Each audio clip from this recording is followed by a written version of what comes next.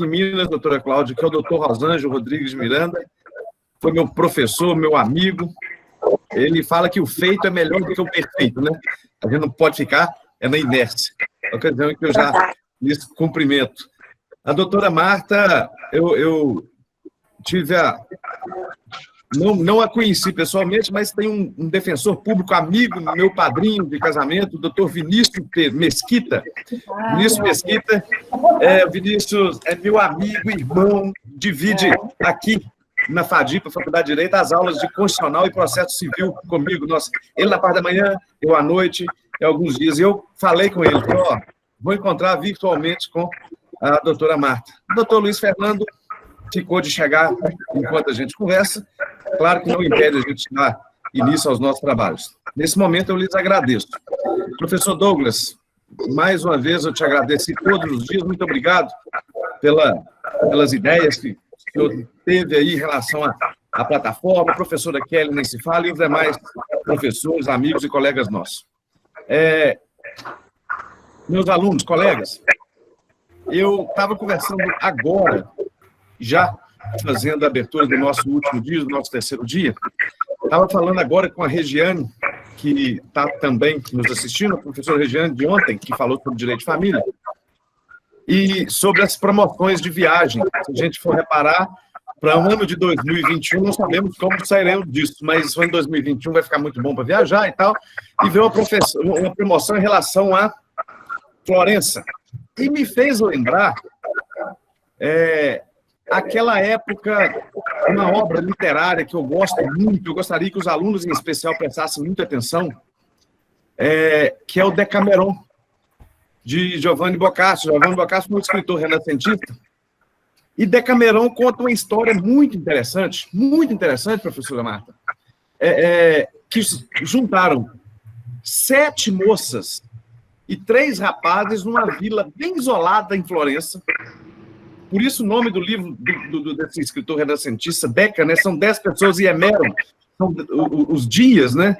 Então eles ficaram, uma jornada de 10 dias, eles ficaram escondidos, eles ficaram isolados por conta da peste negra que assolou a Europa por 1340. Então a história do Decameron, quando a gente vai estudar na literatura, ela conta isso. O Decameron são 10 pessoas isoladas por conta da peste negra, e a partir disso eles começam a escrever contos, as novelas, as sensações que eles têm da vida, as sensações do isolamento, em crítica. Dizem que foi o primeiro livro verdadeiramente literário realista, pois que a Idade Média não tem esse caráter de realismo. E Decameron, Boccaccio tem uma frase interessante naquele livro, em um conto que agora eu já não vou me lembrar dele. Ele fala que nós temos a péssima mania de julgar o interior das pessoas pelo que a gente vê no exterior das pessoas. Então, nesse tempo, principalmente nesse tempo em que a gente não tem o contato direto com as pessoas, aflora em nós outros sentimentos. Sairemos bem dessa crise. Eu tenho certeza, eu tenho aquela convicção de Nietzsche, que é necessário aprender mais que tolerar. E o tema hoje vem a calhar. Na hora que a gente vai falar, doutora Cláudia, sobre violência, sobre aquilo que ocorre dentro, né? Olha o isolamento, por dentro dos muros, por dentro das paredes das casas, dos domicílios, daquilo que deveria ser lar, mas não somente a alvenaria. A gente percebe que nós temos muito, muito o que aprender com vocês hoje. Eu vou dar início, então, já agradeço muito a oportunidade de conversar com vocês, doutora Marta, doutora Cláudia, daqui a pouco o doutor Luiz Fernando. Fiquem à vontade, estamos abertos ao terceiro dia do segundo simpósio jurídico da Universidade da Univers, tanto campus Matipó como campus Três Rios. Professor Fred, acho que já está aí também, fica aí nossos cumprimentos, ele vai encerrar para nós, ele e o professor Douglas, ao final. Muito obrigado, muito agradecido a presença de vocês. Fiquem à vontade. Professora Kelly, no seu tempo, estamos todos aqui. Professor Hélio, professora Cláudia, doutor Luiz Fernando, que vai entrar já já, e doutora Marta, é um prazer recebê-los. tudo bem? Esse evento só tem a ser enriquecido por Vossas Excelências, pela presença de Vossa Excelência, nessa discussão jurídica. Professor Hélio, graças a Deus o evento está maravilhoso e hoje continuará sendo com a presença dessas pessoas aqui maravilhosas para nos ajudar. O professor Fred já chegou aí, Hélio? Não vi o Fred ainda não. Não, né?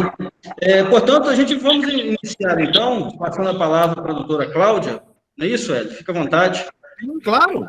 Gente, por conta de vocês agora, comece com a doutora Cláudia, passando para a doutora Marta, sem nenhuma formalidade, assim que deve ser. As coisas devem atingir a essência, né? A essência só atinge com simplicidade. Fiquem à vontade. Doutora Cláudia, pelo tempo que a senhora quiser. Tá bem. Só para situar os alunos, nós teremos, então, hoje uma maravilhosa roda de conversa com 3 palestrantes, né? Doutora Cláudia Tereza Nardi Abud, doutor Luiz Fernando Ferreira e doutora Marta Xavier de Lima Gouveia. A doutora Cláudia, ela é delegada de Polícia Civil titular da 107ª Delegacia de Polícia de Paraíba do Sul, no estado do Rio de Janeiro, também professora de Direito Penal do curso de Direito da Faculdade Univertix, do campus de Três Rios. É um prazer, professora, quando eu for aí em Três Rios, conhecer todos vocês pessoalmente. O doutor Luiz Fernando, que ainda vai adentrar posteriormente, ele é juiz de Direito do Tribunal de Justiça do Rio de Janeiro, também titular do Juizado de Violências Domésticas da comarca de Paraíba do Sul e mestre em Direitos Humanos pela Universidade Católica de Petrópolis. E a doutora Marta, defensora pública, titular da comarca de Além Paraíba, em Minas Gerais, e também professora universitária. Nós aqui, então, temos como tema, no dia de hoje, uma roda de conversa sobre o tema Reflexões ao enfrentamento da violência doméstica e familiar, um tema sempre muito importante e que, infelizmente, sempre está em pauta diante aqui do nosso país tão complicado nessas questões. Professora Cláudia, doutora Cláudia, fique à vontade, nós iniciaremos com a senhora. Então, boa noite a todos. Primeiramente, eu quero agradecer a oportunidade de estar nesse 2º simpósio de Direito da Faculdade de Matipó, Univertix Matipó. É uma honra poder falar para os acadêmicos, estar junto com os meus colegas palestrantes e com esse seleto grupo de professores. Eu cumprimento todos os professores, o coordenador Douglas, coordenador Frederico, a doutora Marta Xavier, minha amiga querida, defensora profissional brilhante, doutor Luiz Fernando, um profissional que eu tenho a honra de trabalhar com ele em Paraíba do Sul, e quero externar aqui todos os meus agradecimentos e a honra de poder participar e estar principalmente junto aos acadêmicos de Direito de Matipó. Se para mim já é um privilégio tão grande poder falar para os acadêmicos de Três Rios, né, estar em sala de aula com eles, poder alcançar os demais alunos, os demais acadêmicos de Direito em Matipó, né, é um privilégio muito grande para nós todos, operadores do direito, né? E esse tema é muito relevante, essas reflexões ao enfrentamento à violência doméstica, e principalmente nesse momento de pandemia, é uma situação bastante importante e reflexiva, que a gente tem que levar em consideração no aspecto de gênero, né? Se vocês não estiverem me ouvindo bem, por gentileza, vocês me falem. Eu estou falando com vocês aqui do meu ambiente de trabalho, então pode ser que nem em todo momento vocês vão conseguir, né? Tá tudo ok? Então tá ótimo.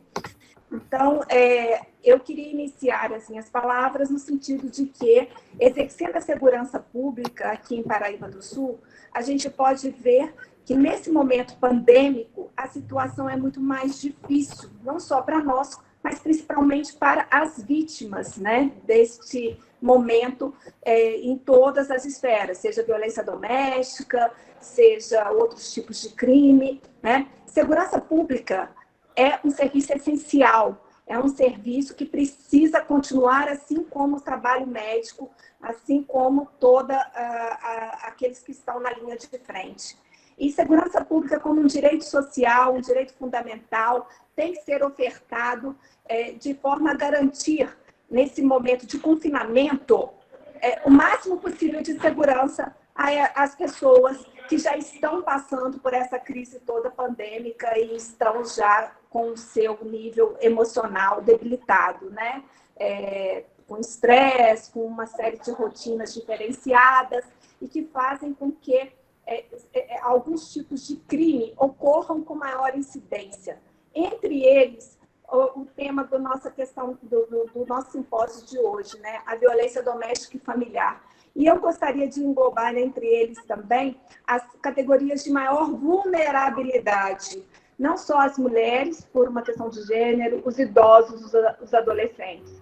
A gente coloca como, nesse momento, prioridade o fique em casa.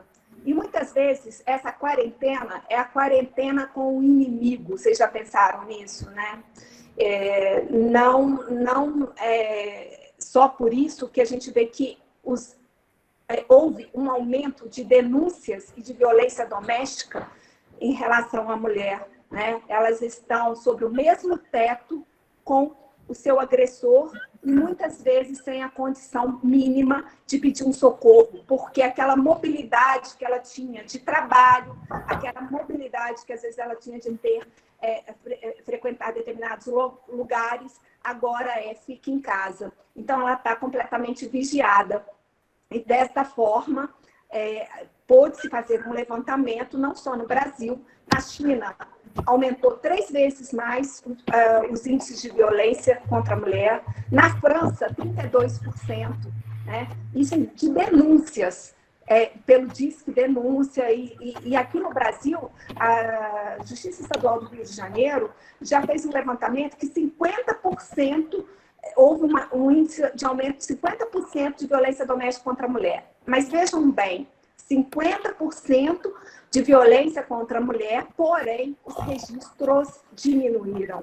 Isso é muito preocupante. É muito preocupante no sentido de que essas mulheres não estão conseguindo alcançar o pedido de socorro necessário. Né? Aqui, eu fiz um levantamento do início da pandemia até o meio de junho, e a gente pôde ver que nós tivemos, no ano passado, 55 registros de violência doméstica familiar contra a mulher. Neste mesmo período, nesse ano, 28 registros apenas.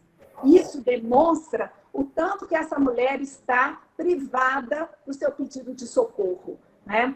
E, obviamente, que a conjuntura toda socioeconômica, a perda de emprego, a maior precariedade do trabalho feminino, pela informalidade, a diminuição da renda dessa mulher, né, são fatores que causaram à mulher uma maior vulnerabilidade neste momento pandêmico, né? Além de tudo, a sobrecarga do trabalho doméstico, a sobrecarga, mesmo para aquelas que estão em home office, de ter que dar conta do seu trabalho dentro de casa e, além disso, do trabalho doméstico. Essa série de fatores cria um ambiente favorável para o aumento da violência, que nem sempre é comunicada aos órgãos necessários. Tão logo houve a decretação da pandemia no Brasil, nós tivemos uma resolução da Secretaria de Polícia, a resolução 116 de 2020, meados de março, né, dia 13 de março, mais precisamente, onde foram suspensos os atendimentos presenciais nas delegacias. Esses atendimentos se referem a alguns tipos de delito, porém, aqueles mais graves, como roubo, homicídios, latrocínios, todas as lavraturas de prisão em flagrante, assim como todos os crimes ligados à Lei Maria da Penha, estes têm prioridade no atendimento, e o atendimento é presencial e deve ser também outros tantos que a autoridade policial entender por pertinente fazer de forma presencial, né? Independentemente disso, há a possibilidade de se fazer o registro via online, através do site da Polícia Civil, através do endereço dedic.com.br, onde a mulher pode denunciar e colocar ali o seu pedido de socorro, inclusive pedindo medidas protetivas. Ocorre que, como eu falei antes, essa mulher está completamente vigiada e muitas vezes ela não tem sequer acesso aos meios de informática necessários para poder fazer esse registro, né? Por isso, há uma subnotificação nesse momento.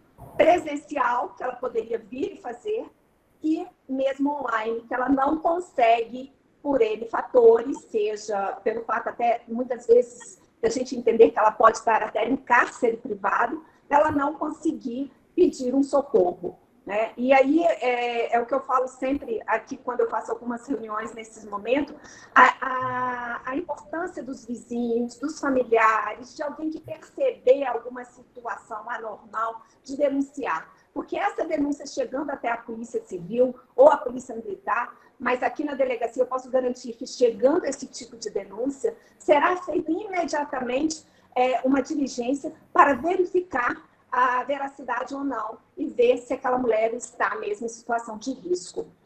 Vocês sabem também que recentemente o Conselho Nacional de Justiça, assim como a Associação dos Magistrados do Brasil, lançou a campanha contra a violência contra a mulher, de um X na mão, né? Um X vermelho, ligado diretamente às farmácias. Eu quero divulgar essa campanha para os nossos acadêmicos e mostrar que é uma campanha nacional, onde tem a Polícia Civil está adepta a essa campanha, está ciente, os farmacêuticos foram contactados e informados, né? Sinal vermelho contra a violência doméstica, a mulher chega numa farmácia com um X vermelho na mão, é só mostrar, e dali o farmacêutico ou o atendente já saberão o que fazer. Na verdade, eles não são testemunhas, eles vão acionar a Polícia Militar, que levará essa mulher até a delegacia para fazer o registro, e deixando bem claro que esse funcionário ou farmacêutico, os donos das farmácias, não serão testemunhas, porque muitas vezes as pessoas falam, eu não quero me intrometer nessa questão entre marido e mulher, não quero entrar nessa, mas é uma situação de vida ou morte, é uma situação em que se salva vidas. Se não for dessa forma, essa mulher está correndo um sério risco, se não ajudá-la no momento adequado. Eles não serão testemunhas do fato, eles serão só comunicantes à polícia e não vão estar com o nome deles inseridos nem no registro e nem no processo. Então, isso dá tranquilidade e cai por terra aquele velho ditado que a gente deve desconsiderar, né? Que em vida de marido, em briga de marido e mulher, ninguém mete a colher. Isso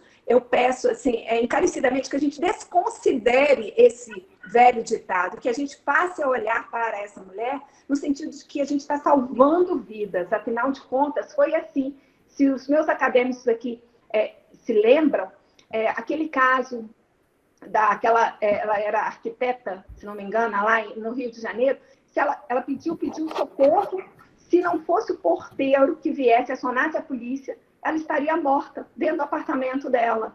Então, esse pedido de socorro tem que ser ouvido. E esse tipo de crime, da violência doméstica contra a mulher, principalmente em tempos de pandemia, é um crime, muitas vezes, silencioso, onde o agressor, de forma covarde, se beneficia dessa situação de superioridade e se acha dono da situação e se acha também de uma forma que ele não seria atingido pelas forças policiais, pelas forças judiciais. É importante dizer que a Patrulha Maria da Penha continua trabalhando 24 horas, assim como a delegacia 24 horas.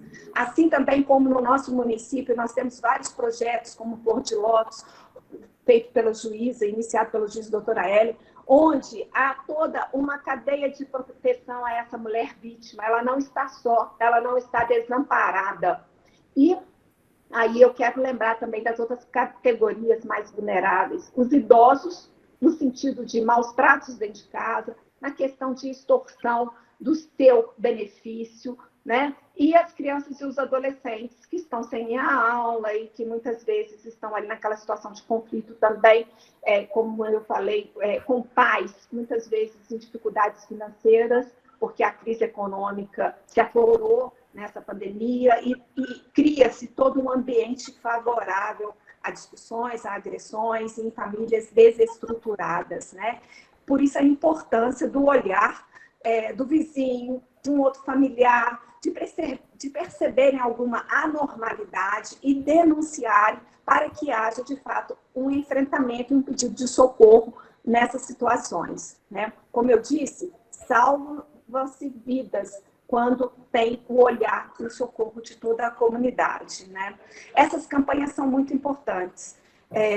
E a gente não parou de trabalhar um minuto durante esse período todo. A Polícia Civil, a Polícia Militar está neste enfrentamento da violência doméstica desde sempre, e não foi diferente durante o momento pandêmico, né? A gente tem um olhar, até por ser mais no interior, cuidadoso, de poder fazer a diligência, de poder ir até o local onde há a denúncia, onde uma denúncia anônima nos mostrou que pode estar ocorrendo alguma forma de violência doméstica, né?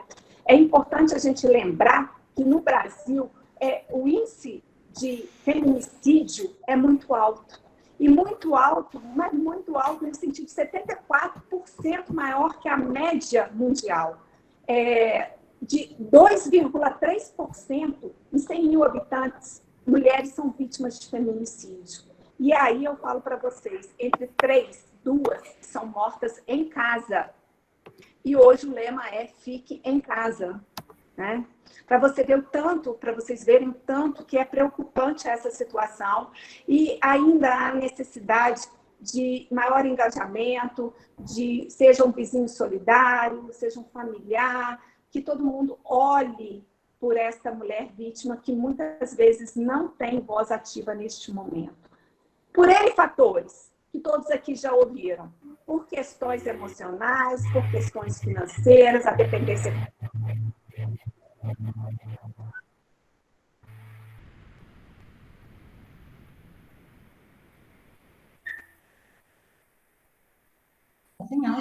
Doutora Cláudia, só um minuto, parece que o áudio fechou.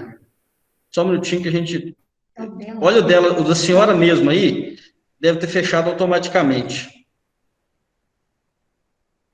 o microfone. Agora. Isso, ótimo. Retornou. Então, não fui eu que fechou automaticamente aqui, né? Não sei a partir de que momento, mas eu estava falando dessa situação, nesse momento, de se olhar para essa mulher e ver que é necessário dar voz ativa a ela e levar a sério, não menosprezar, não subestimar esse pedido de socorro, mesmo que seja de forma não direcionada. Mas se você percebeu, faça uma denúncia anônima, né? Colabore com isso.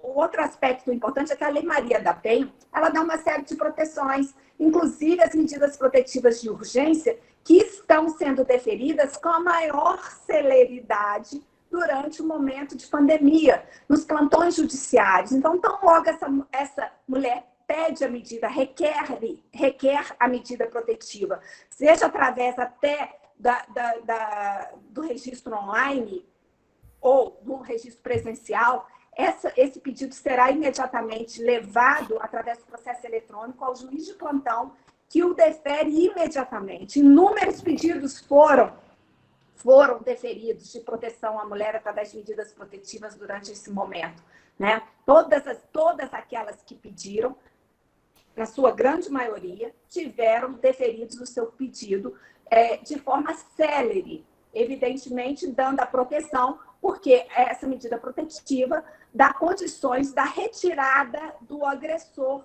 do ambiente familiar, da casa onde eles estão. Então, essa é a principal medida, dentre elas todas, a retirada do agressor do lar. E sempre esse é um dos pedidos principais da vítima, né? É importante falar isso porque o Poder Judiciário tem sido bastante atencioso nas causas das medidas protetivas, dos requerimentos. Ocorre que nem sempre a mulher consegue, né, levar ao conhecimento das autoridades esse pedido de socorro por essa agressão, seja ela física, seja ela moral, emocional, né, de várias formas psicológicas, né, todos os tipos de violência que a mulher sofre, estão entre elas, pela lei Maria da Penha, não só a violência física, mas a violência sexual também, moral, patrimonial, psicológica. É importante que a gente saiba reconhecer vários tipos de violência e não só aquelas que deixam vestígios. Obviamente que as que deixam vestígios, elas precisam de uma materialidade, né? E o próprio atendimento médico pode suprir um exame de corpo de delito. Mas uma vez que essa mulher vem até a delegacia, a gente tem como encaminhá-la diretamente para o médico legista que fará essa prova, essa materialidade. Mas se ela não conseguir dessa forma, que ela faça através do registro online, e aí ela pode depois juntar essa prova, seja através de uma foto, seja de uma perícia indireta, né? E essas questões todas serão dirimidas aí no decorrer da ação. O importante é que ela tenha o acesso e que ela possa, de fato, recorrer às autoridades e tenha o seu direito garantido, o direito à segurança pública dentro do seu lar. É importante que os operadores jurídicos e os agentes públicos tenham os olhos voltados para a segurança pública, garantindo a segurança pública neste momento de confinamento, né? Eu gostaria, mais ao final, se alguém tivesse alguma pergunta a fazer, mas deixar claro que durante todo esse período a Polícia Civil trabalhou de forma conjunta com a Polícia Militar no enfrentamento de todos os tipos de violência.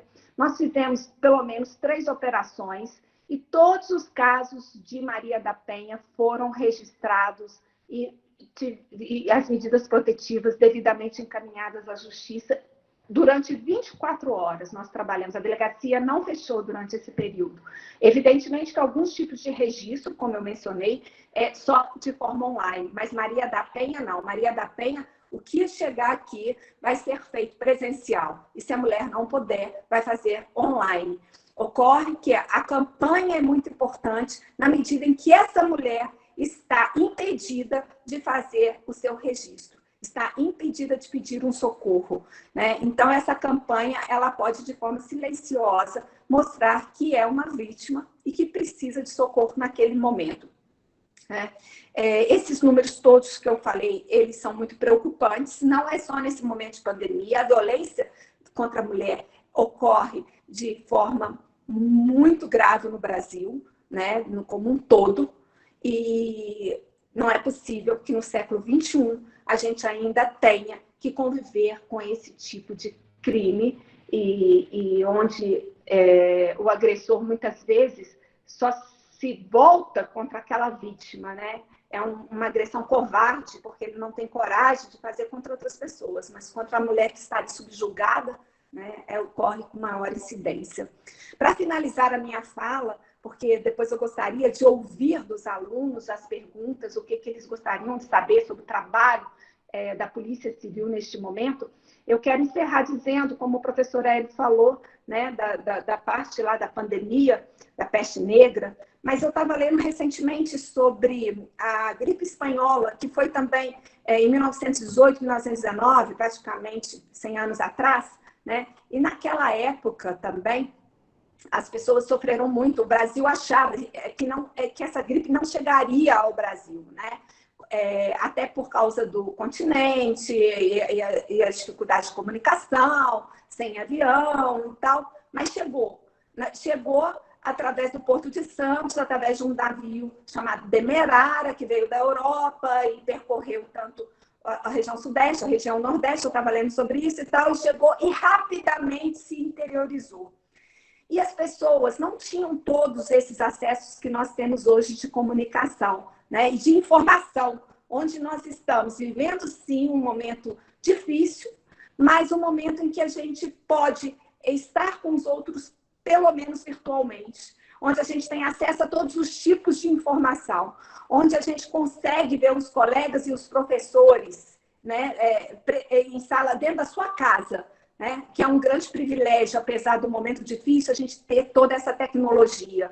Então, eu quero dizer para os alunos que naquele momento foi muito mais difícil, naquela época a gripe espanhola, e dizimou muitas pessoas, e não tinha nem o mínimo de medicamento possível, nem para controle dos sintomas e tal. Então, eu quero dizer só o seguinte, que a gente tenha fé e que isso vai passar, que a gente tenha coragem de enfrentar esse momento, não percamos o foco e levemos em consideração o estudo. Né? Se a gente tem que ficar em casa, se o aluno tem que ficar em casa, mesmo com todas as preocupações evidentes que esse momento nos traz, de todas as séries, que a gente consiga focar no estudo, porque eu tenho certeza que ninguém vai perder com isso.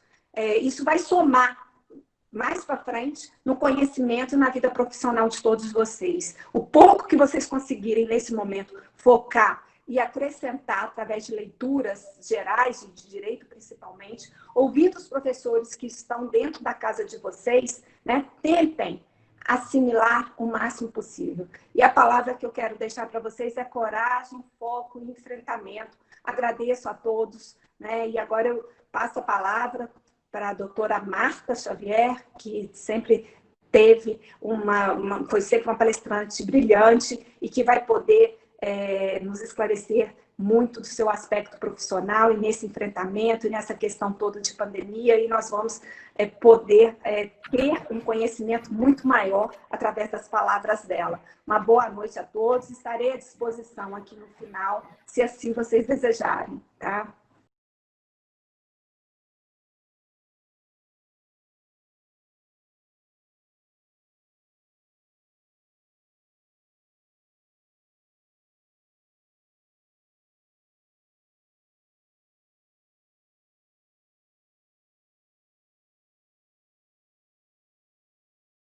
Doutora Marta, fica à vontade, está com a senhora, pelo prazo que a senhora precisar.